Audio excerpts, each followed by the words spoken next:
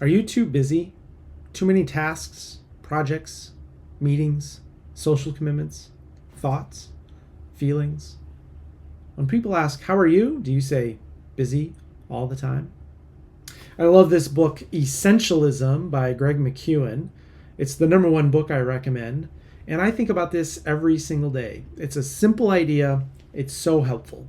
Today, I want to talk to you about how to put essentialism into practice.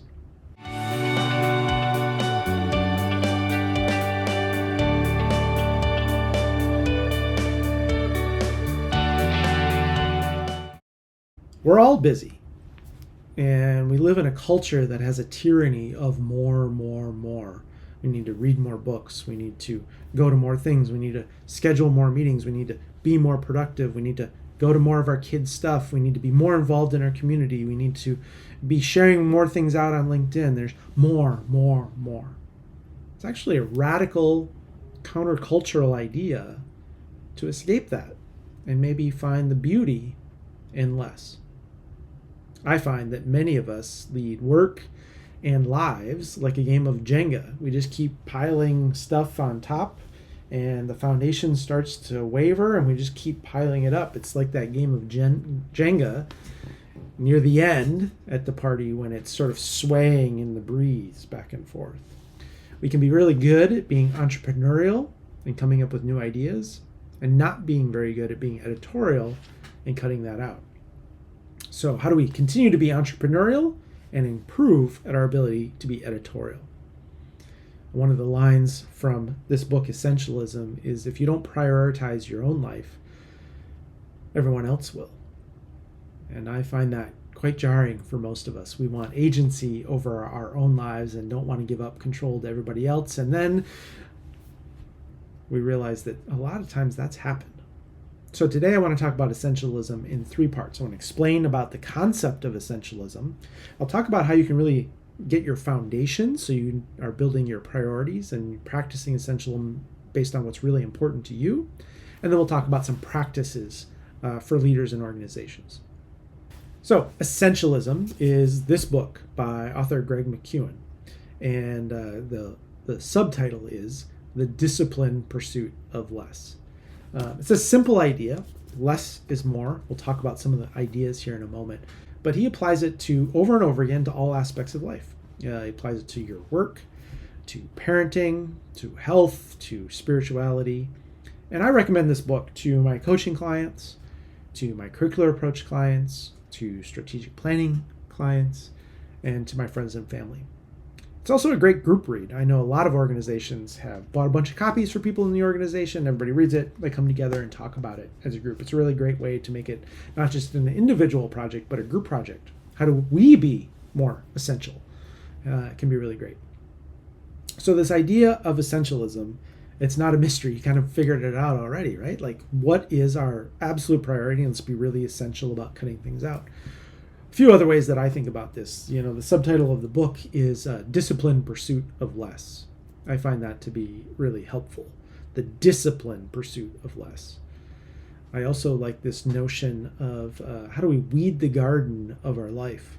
If you have a garden of some kind, you know that you take the weeds out so that the plants you really want to grow, whether it's flowers or vegetables or whatever, get the resources, get the sunlight, get the water, and get the nutrients from the soil.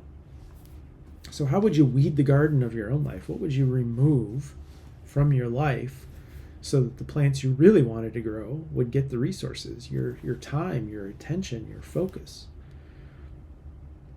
Another way I like to think about this is the Pareto principle, which goes back to ancient Greece, which is the notion that 80% of our time, energy, and effort leads to only 20% of our impact.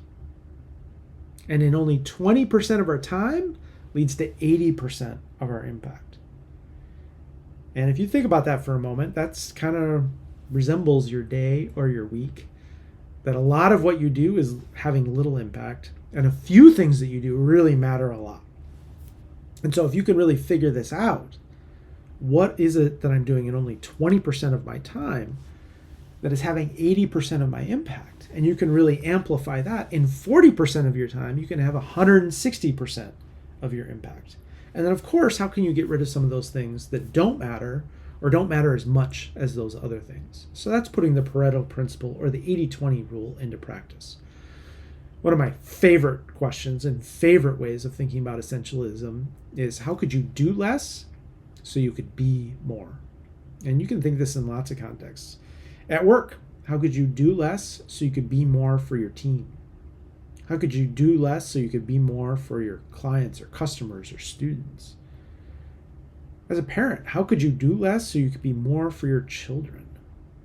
Now, there's no easy answers to that question, but it's a powerful question. And if you keep thinking about it and can really begin to unpack that question, you can lead yourself to a really powerful place. If we're going to practice essentialism, we have to know what our priorities actually are. And that's where we get to our foundations. The number one obstacle, according to McKeown, around essentialism is that people don't take time to figure out what is really important to them. And maybe you think, of course I know what's important to me, but have you really thought about it? Because if you haven't really thought about it, we just flood ourselves with what everyone else, all these external messages, think should be important. What society thinks, what our parents think, what our mentor thinks, what that person we're kind of competitive with thinks.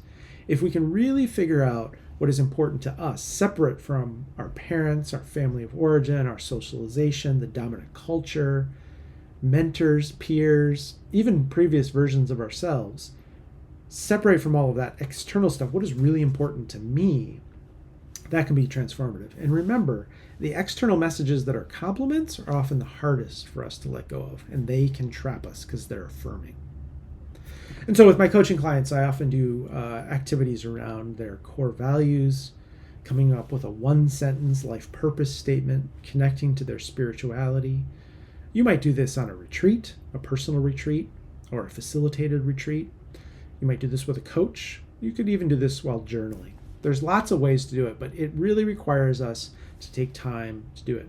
I even do this through meditation. So meditation is a way for me to return from the busyness and the external to the core of who I am, who I aspire to be, and how am I doing with that. The third section here is around practicing. And I do this activity with index cards with folks when I lead workshops. And what I ask is individuals to use an index card and write down 5 things you think you could stop doing or spend a lot less time, money, and energy on. And I give them about 3 minutes to write down 5 things in their job, because we're usually in a work setting, but you can apply this anywhere. What are 5 things you could stop doing or spend a lot less time, money, and energy on? And when everybody's written down 5 things, then at their tables, I have them share. And then as a table, they come up with what are the top 5 things they think they could stop doing or spend a lot less time, money, and energy on. And when I do this with teams in higher ed or corporate or nonprofit environments, the top 2 answers are almost always consistently the same. Do you want to guess? The top 2 things that people say they could stop doing or spend a lot less time, money, and energy on are emails and meetings.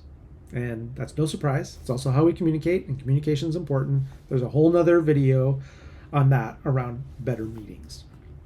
And so this is not just deciding what we just get rid of. It's coming up with a list of things that could be up for discussion. There might be some easy wins, like, yeah, let's just stop having that meeting. Let's stop having that report weekly. Let's move it to every other week.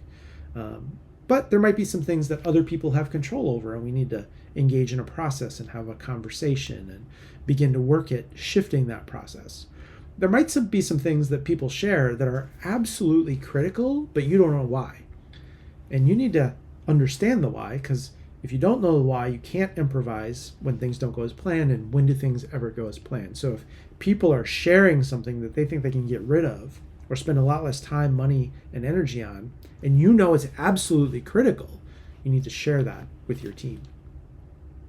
I did this once with a team, and I think it was the first time we did this activity, and it went really well. And I came back 3 years later to work with a team in a slightly different capacity. And the leader of the team met me at the door with those index cards. And she had collected them, and she said, I'm working my way through this list. We're still working on them. I thought that was a great example of a leader who took that seriously, had some easy wins, but was continuing to work on what they could cut back. So that's a little bit about essentialism, the foundations of essentialism, and how we can put that into practice. I'll put a link to all of this in the description. You should also check out Greg McKeown's book, Essentialism. His follow-up book is Effortless. I think this is way better than Effortless. He also has his own podcast, but he's also on a bunch of other people's podcasts. And if you love podcasts, I wouldn't recommend his because he kind of gets really into detail about something. I would find a podcast that he's been on that you like, a host that you like that kind of fits for you, and he'll kind of give you the overview, which is really all you're going to need. How could you do less so you could be more? I'd love to hear from you in the comments about how you're practicing essentialism and what's working for you. I look forward to hearing from you, and yes, I will read them all, but please keep the comments short and simple and essential. We'll just practice.